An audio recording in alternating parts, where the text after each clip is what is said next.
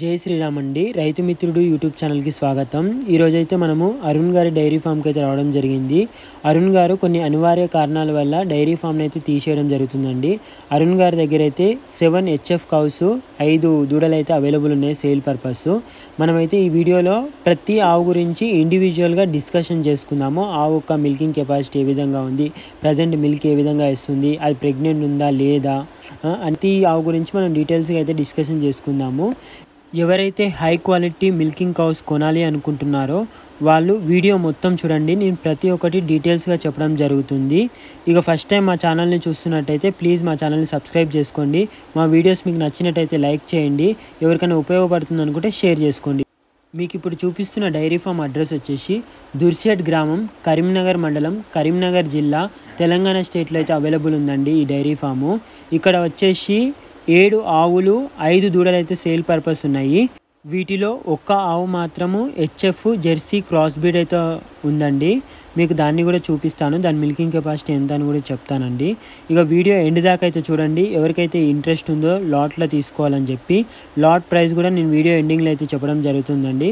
ఇక contact details నేను డిస్క్రిప్షన్లో ఇస్తాను. ఎవరికైనా కావాలనుకుంటే డైరెక్ట్గా కాల్ చేసి అయితే మాట్లాడుకోవచ్చు.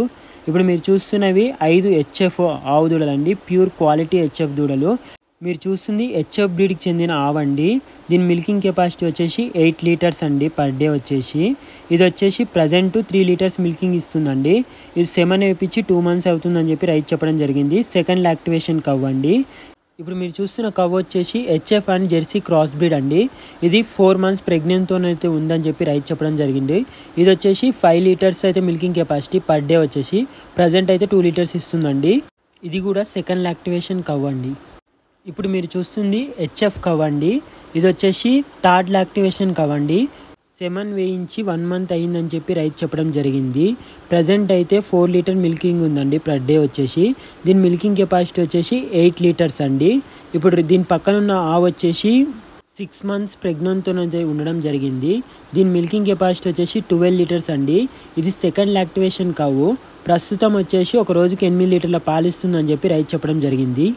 ఇక్కడ కనిపిస్తున్న ఫస్ట్ HF కవ్ వచ్చేసి 3 మంత్స్ కిందనే డెలివరీ అయితే అవ్వడం జరిగిందండి.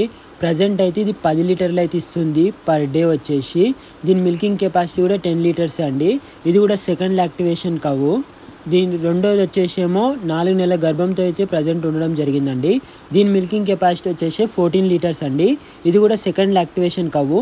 ప్రస్తుతం అయితే ఒక రోజుకు 6 లీటర్లు అయితే మిల్క్ ఇస్తుందండి. ఇప్పుడు మీకు ఇక్కడ కనిపిస్తున్నది కూడా HF ఆవండి. ఇది 4 మంత్స్ ప్రెగ్నెన్సీతోనైతే ఉండడం జరిగింది.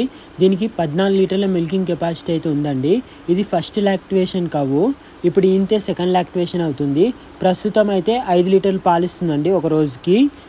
అదేవిధంగా ఇక్కడ కనిపిస్తున్న 5 HF దూడల వయసు వచ్చేసి ఒకదాని వయసు 45 రోజులండి, రెండింటి వయసు 3 నెలలు అండి, ఇంకో రెండింటి వయసు అయితే 5 నెలల దూడలు అయితే అవైలబుల్ ఉన్నాయండి. ఈ మొత్తం లాట్కి అయితే 6,50,000 అయితే ప్రైస్ అయితే చెప్పడం జరిగింది అరుణ్ గారు.